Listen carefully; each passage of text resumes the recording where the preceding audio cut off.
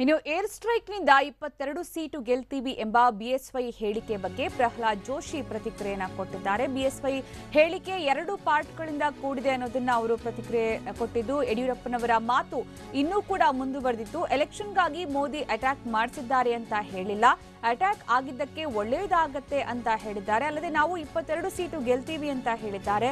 ಎರಡೂ ಹೇಳಿಕೆಗಳು ಒಂದಕ್ಕೊಂದು ಸಂಬಂಧ ಇಲ್ಲ. ಬಿಎಸ್ವೈ ಒಬ್ಬ ಜವಾಬ್ದಾರಿಯುತ ವ್ಯಕ್ತಿ. ಆ ರೀತಿ ಮಾತನಾಡಿರುವುದು ಬಿಎಸ್ವೈ ಹೇಳಿಕೆ ಬಗ್ಗೆ ಪ್ರಹ್ಲಾದ್ ಜೋಶಿ ಈ ರೀತಿ ಹೇಳಿಕೆಯನ್ನ ನೀಡಿದ್ದಾರೆ.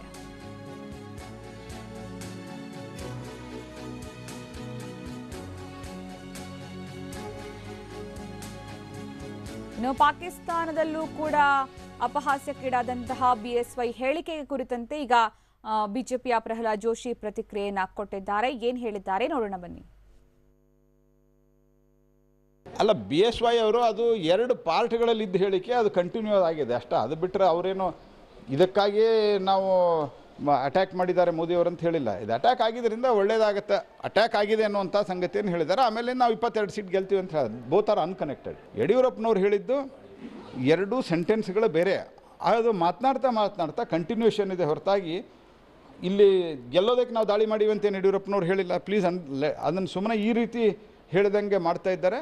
ಯಡಿಯೂರಪ್ಪನವರು ಒಬ್ಬ ಭಾಳ ಅನುಭವಿ ರಾಜಕಾರಣಿ, ಆ ರೀತಿ ಮಾತಾಡಲಿಕ್ಕೆ ಸಾಧ್ಯವೇ ಇಲ್ಲ. It is out of contest mislead ಮಾಡಿದ್ದಾರೆ. ಅಲ್ಲ, ಬಿಎಸ್ವೈ ಅವರು ಅದು 2 ಪಾರ್ಟ್ಗಳಲ್ಲಿದ್ದ ಹೇಳಿಕೆ, ಅದು ಕಂಟಿನ್ಯೂ ಆಗಿದೆ ಅಷ್ಟೇ. ಅದು